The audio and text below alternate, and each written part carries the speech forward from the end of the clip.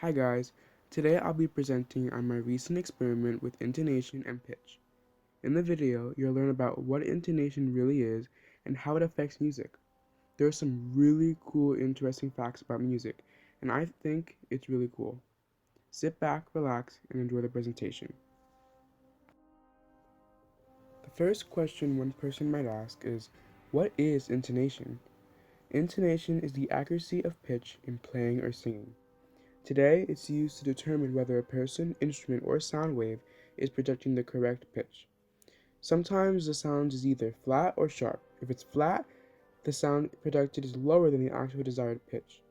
If it's sharp, the sound projected is higher than the actual desired pitch. In music, being in tune is critical and could ruin a performance because of the different sounds. You want to be in tune because if you're flat, your pitch is too low. If you're sharp, your pitch is too high. So if you're in tune, you're kind of like in the middle and you're going to have a good sound. To be sharp is preferred by a lot of musicians because you can easily adjust it by changing whatever is like there. Whatever is your embouchure or anything basically that you're using to sing or hum or play your instrument. But if someone's flat, it's kind of hard to change, you know, yourself. It's because you have to make big changes, and even if you make a big change in the way you're singing and the shape of your mouth and everything, it still will make a difference. That's why most people prefer to be just sharp. If you're flat, you're gonna struggle a little bit. So if you want to see if you're flat or sharp, basically you use an instrument called a tuner. A tuner basically, if you look to the right, in that green picture right there, where it says -50 and +50, so basically you see you have a flat indicator, a tune indicator, and a sharp indicator. When that note is hummed or singed out, or when it's projected, that little needle there, tuning needle, will move either to the left or to the right. If it goes to the left, you're flat. If it goes to the right, you're sharp. You want to get it in the middle. It's very hard to keep it in the middle because you have outside factors which change everything, and your sound is always gonna waver and change. If you're a really good musician, you're gonna have that thing spot on. Tuners have made huge impacts in our life, and basically they have been they keep on getting more advanced, and they're so advanced you could get it on your phone. To read a tuner, I'm just basically just repeating myself. Basically, you play the pitch, that thing, the little tuning needle moves, and wherever it hits, that's how you know if you're how much you're flat or sharp. And then by adjusting yourself, or on instruments you have a slide you can tune, but not that's not important. But to change it, you would basically you know just change whatever you're doing and make sure that that needle's in the middle. Um, Either it's 5 or 10 cents. So here, each little dash is like 10 cents, but most tuners are gonna have five. Um, and yeah. What affects intonation? Intonation and pitch is something that is affected by literally everything. But the main things that it is affected by is temperature, ability, and equipment. Temperature is a leading cause because you can be in really cold climate. That means that your instrument will change and your pitch will change, and most of the time it's going to be flat. If it's hot, it's going to be sharp, and you're basically everything changes. Ability. Some musicians, they've been playing for so many years that they can internalize the pitch and be able to know, okay, this is the song I have, this is the pitch that has to be played. Also, the equipment. This is where actually brand actually does matter, because sometimes just to get an instrument cheap, people will buy an instrument from a brand that basically no one knows. But if you buy it from like a brand that people know, like Yamaha or Botch, or if you're singing, well, not really, it's not really applied to singing, but any equipment that you use that's attached to that, it will help your intonation get better. Going back to ability, If you don't have that much ability, if you don't have that many years of experience, what's going to happen is you're not going to be able to know what to sing or hum, and you're going to be really off. Whereas if you have a lot of experience, you're going to be spot on. So after researching all this information, I made a hypothesis. So first, the purpose of the experiment is to see how different factors contribute to the intonation of a person or instrument. So the hypothesis I produced was that the years of musical experience play a huge role in whether or not a person is in or out of tune. Steps, procedure, and setup. So I had a lot of materials doing this. I had obviously a professional tuner, sound waves, a mobile smartphone app called TE Tuner, and a person, obviously. The procedure. So I basically made a chart that included several factors. Then two, a series of questions were asked to each individual which represented the multiple factors which included gender, age, height, hair color, and years of experience. The final thing that I did was interactive and required the professional tuner, the sound waves, and the mobile smartphone. So to the right here you see a phone with a smiley face, and to the left a circle with letters. That is the app TE Tuner. That stands for tonal energy. It's a really cool app that a lot of marching band and regular bands use. And basically, if you're in tune, the smiley face will be there. And then if you're not in tune, it'll either go up or down depending on whether you're sharp or flat. And it also produces tone. That's why you have all those letters there, and you press it, it'll play the note for you. And it's just really cool and really good. I recommend it for anybody. So the next thing I did were that 3 waves or concert pitches were played for the person to hum or sing. Pitches were concert C, E, and E flat, and A flat. Sorry. Each concert pitch was played with a smartphone app TE Tuner. The person would sing or hum. Using the professional tuner, the pitch and intonation would be recorded as either flat, sharp, or in tune. So now we get to the science stuff. The independent variables, or the experimental groups, were chosen, and they were gender, age, height, hair color, and years of musical experience. The dependent variable, which was I kind of looking for and measuring, was the intonation, or the pitch that was in tune or not. The control group is not specific, but it can be referred to as the sound waves produced by the smartphone. There wasn't really any major troubleshooting, but the only thing that really happened was that the tuner wouldn't read the pitches because the people wouldn't sing or hum loud enough. So obviously to solve this thing, people would have to sing or hum louder into the microphone in order to hear it, in order to internalize the pitch and get it. The results.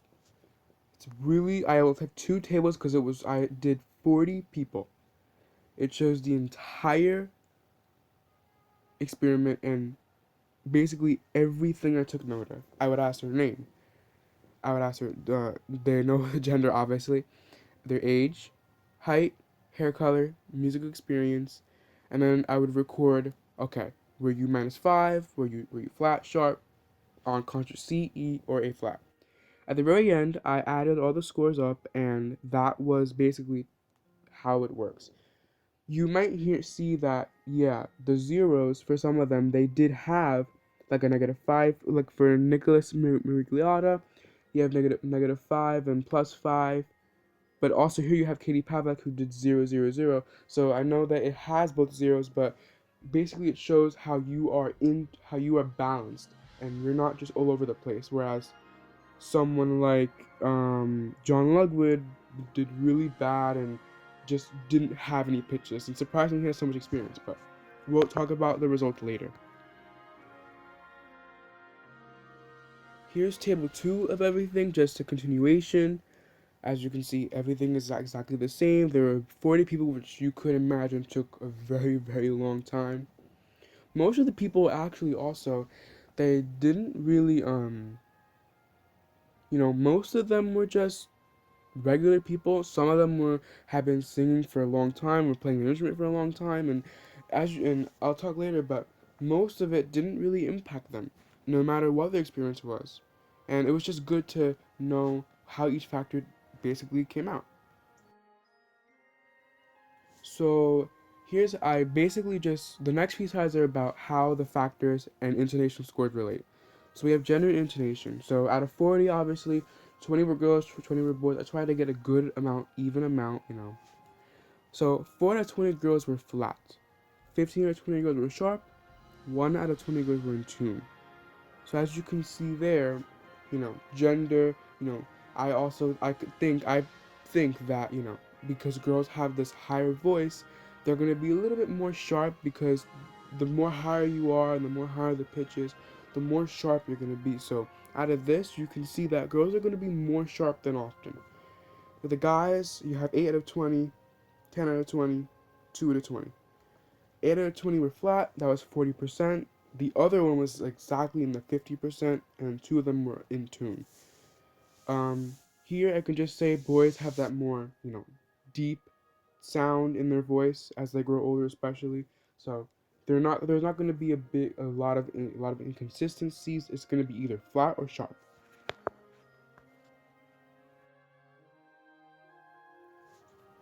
Now we have age.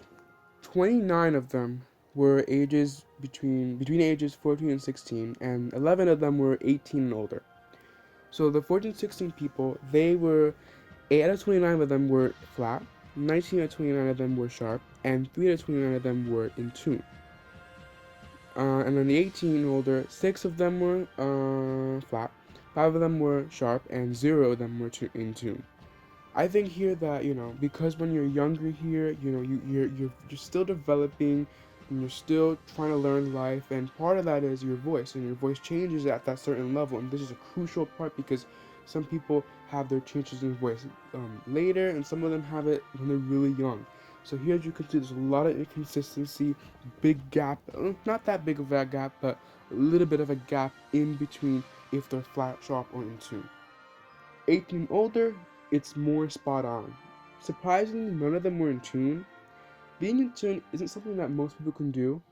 Some people even had a lot of experience. There is one person that I did that had a score that was, he is the band director at Wayne Valley High School, and not even he can get, perfect score in his age and all the years of experience he has. But surprisingly, three people who are very young and were freshmen, just like me, they were able to get in tune.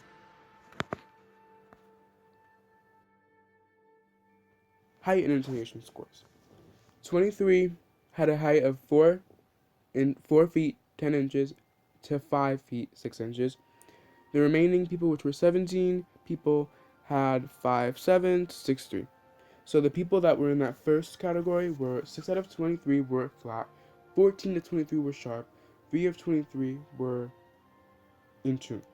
The other group, 6 out of 17 were flat, 11 out of 17 were sharp, 0 of 17 were in tune. So as you can see here, the second category is always the highest and biggest, and as you can see, there's basically no one in tune. The beginning one, again, it has to do with development, getting bigger, stronger. You're not going to have that, you're going to have a lot of inconsistencies. Whereas when you're taller, you're more defined, and it's kind of hard to deal with height. I chose a lot of factors that really didn't, like, that they didn't really matter with music and intonation, but I just had to get other factors, and height was one of them, so that's how height worked out. More people were actually sharp though, that I can say. Now we have hair color. Hair color was definitely a throw off. I just need another category. People even asked me, why didn't you need hair color for when we were doing something with music? I don't know either. I just chose it. See how it played out. So with brown hair, 10 out of 27 were flat. 15 out of 27 were sharp. 2 out of 27 were in tune. Black hair.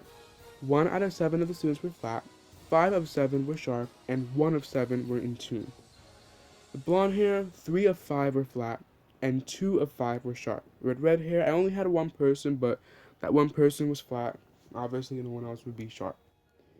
With brown hair, most of them had brown hair, and most of them were sharp again. Again, most people are going to be sharp just because That's how we are. Most of them are going to be wavy pitches. Black hair, again, most of them were sharp. As you can see here, it didn't really matter. If I had more blonde and red hair, you can see, but I had some people with brown hair who were in tune, some people with black hair who were in tune. Nobody who was blonde or red hair was exactly in tune, but if I had more people, it maybe could make a little difference. Um,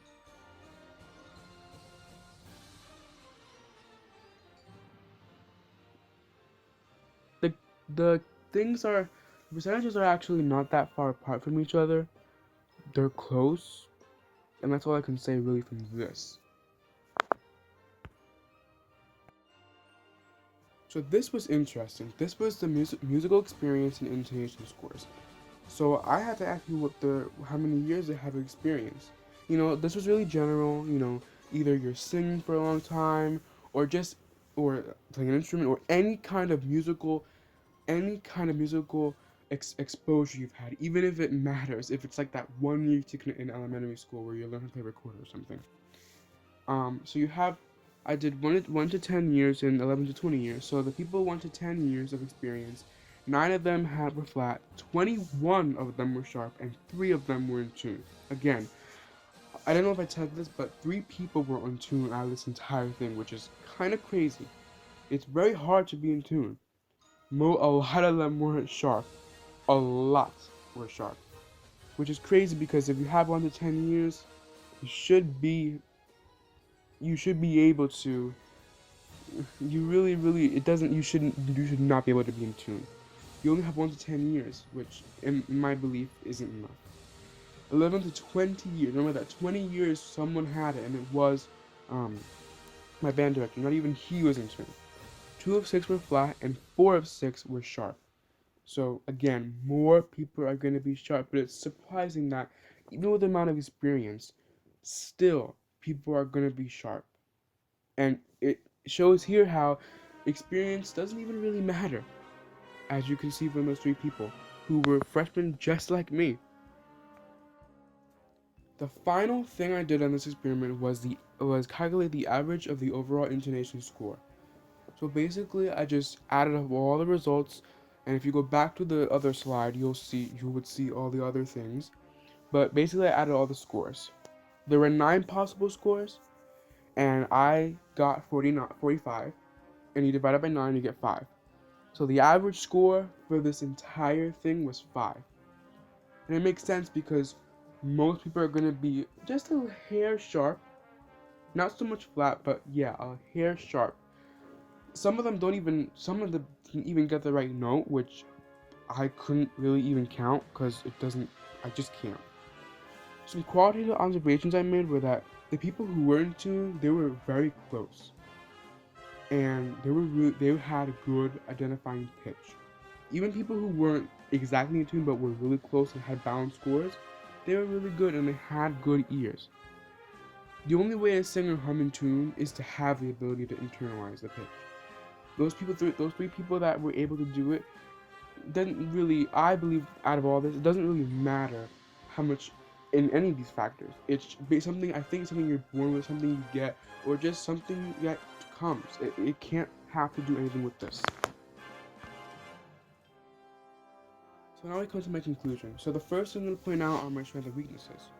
My strengths are that there were so many factors, and even if they weren't significant to the actual experiment, they were still good in knowing, how do they actually compare? There's a variety of scores with diverse group of people, sorry. So, band, most of these people are in band. I think 10 or 12 of them aren't. I just need other people, but I just chose people who were completely different nationalities, different hair color, just everything that was different. And it's a good, diverse group.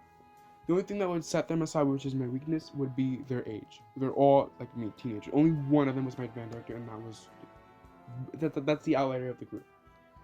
There is a decent ratio of boys to girls. It's 20 and 20. I didn't even try to be perfect. It just happened. Weaknesses. Oh no. And many people were experimented on. I experimented with 40 people. It took a long time, but it was worth it because now I have all these results. Weaknesses. Many of the characteristics were very close to each other with very few outliers. So yeah, as I said, most people, they have black hair, they have most of that, most of the first, the thing I said first, most people have them first. There's not that much diversity in the actual like characteristics. There is diversity in the people though. There could be flaws in the recording of scores. The recording of scores, the tuners always, especially if you tune yourself with that, you have to be in a place where it's extremely quiet because anything, like literally a feather falling down will impact your score. Again, the temperature. It was not fair for some people. Although it was inside, there were different temperatures every day. I think one day it was really hot, the other day it was really cold. But even if it wasn't, there always is a different temperature and that will always affect you. The quality of the tuner and collaboration with the smartphone. So, as I said, I had to take a tuner, but also a smartphone to play the tone. So basically, I played the tone, they would sing into it. These tuners that we use, I asked my band director, he said that they were like $80 each of them. We don't have that many, we have like, I think 10. But like, we don't have one for everybody because it's that expensive and like, it just costs money to do everything. So, maybe if we had a really nice tuner, one of those really big ones that can really do it, maybe it would have been fair, but that's what I have and that's what I'm going to use. Being in tune is definitely a must. You have to if you're a musical group. It helps show what factors severely affect intonation and what factors do not. Few people can actually sing or hum in tune, and those that can will always be able to adjust others to others around them. Experience does not always matter because, as you can see, some people who really I didn't go into detail, but the people that really didn't have much experience, they really didn't do they didn't do that bad. I mean, some of them did terrible, but some of them did really good. And more often, people are seen to be sharp rather than flat, which is something that is great to know because people can always adjust themselves. Out of all the experiments, most of them were sharp. Very few of them were actually going to be flat. Improving the procedure. The temperature must be the same at all times. The temperature always is inconsistent and, it has to be the same because if it's not the same, if it's cold or hot, that'll change everything and I should have took note of that. And it could change the score of anybody. The tuner could have been upgraded. The tuner, I frankly don't know how much it cost the band director, but let's say it was really cheap. Since there's about 10 of them, like I said before, but let's say it was cheap, it could have made a really big difference if it was more expensive, or even if it was expensive, but it would have been the same. But you get my point. The tuner had to be upgraded, or at least needs to be upgraded. The pitch played could have been more accurate. I'm using a phone, using an app, even though it's a really good app, there's always something. Some questions I actually have about this are, what other factors affect the intonation of people? Because I did a lot here, but there are so many. Like, I mean, we can go as general as foot size. I mean, literally anything can impact you. Nationality, skin color, all that kind of stuff does matter. Childhood, all those factors, everything you could possibly think of, all that can affect it. Another question is, can someone be in tune at all times no matter what? Those three people, if I did them again, they're probably not going to be in tune. But is there anybody that can actually be in tune at all times, and why not? And why is it so hard to be in tune? 3. If someone can sing or hum a note in tune, can they also identify whether something is in tune or not? I believe that it kind of, it goes hand in hand. If you have one of them, you got the other one. It goes along with the fourth question. Does the ability to sing or hum a note in tune correspond to the ability to internalize a pitch and know what note is being played? So if you can sing a note in tune, can you play it in tune? Or can you... No, sorry. If you can play a note in tune, can you hear a note in tune and know what it is? It's hard to do that, and some people actually have it. Like people who are called perfect pitch or semi-perfect pitch, where they can basically internalize it and they can know what note it is, and it's amazing how they're not even seeing it You go up to a piano, play a random note, and they will know what it is just because they know how to internalize it. Here's my works cited. When I did my works cited, I had to check and had to know what is the role of intonation. That's the very first one. What does intonation do? The second one, I believe the second one helped me the most.